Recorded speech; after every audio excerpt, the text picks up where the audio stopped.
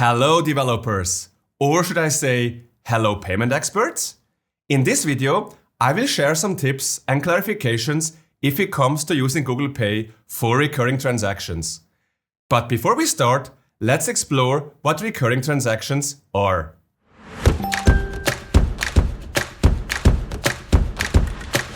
Most of the time, the term recurring transactions is used interchangeably and can lead to confusion and misunderstandings. A more robust term, also used by the payments industry, is merchant-initiated transaction, or just MIT in short. A MIT relates to a previous cardholder-initiated transaction, or CIT in short. The merchant cannot perform any cardholder validation or authentication for MITs. The most common types are the so-called standing instructions.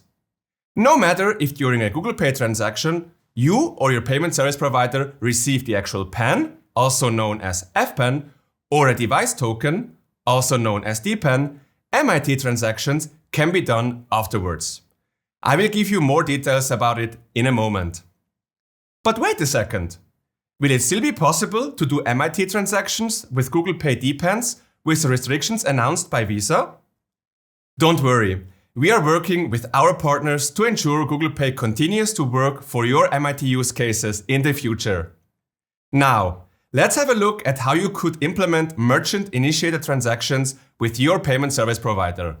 As mentioned earlier, a MIT relates to a previous CIT.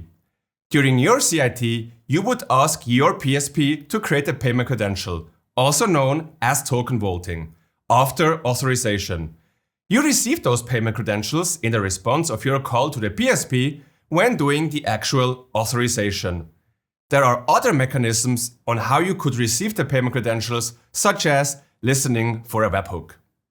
Finally, you persist the payment credentials in your backend store for later usage. When it's time to do an MIT, just reuse the payment credentials you received after doing the initial CIT.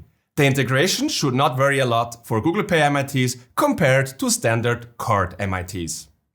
Make sure to reach out to your PSP to get the requirements for using their MIT APIs. Those requirements are different from PSP to PSP and could include things like sending in the identifier of the initial CIT. As you can see, Google Pay payment credentials can be used to perform MITs. Still, it is important to get in touch with your PSP to clarify the requirements. If you're interested to chat about MITs with Google Pay or payment topics in general, make sure to join the official Google Pay and wallet developer community in the payments channel on Discord. Find more information and links to other resources around Google Pay in the video description. Thank you for watching, and until next time.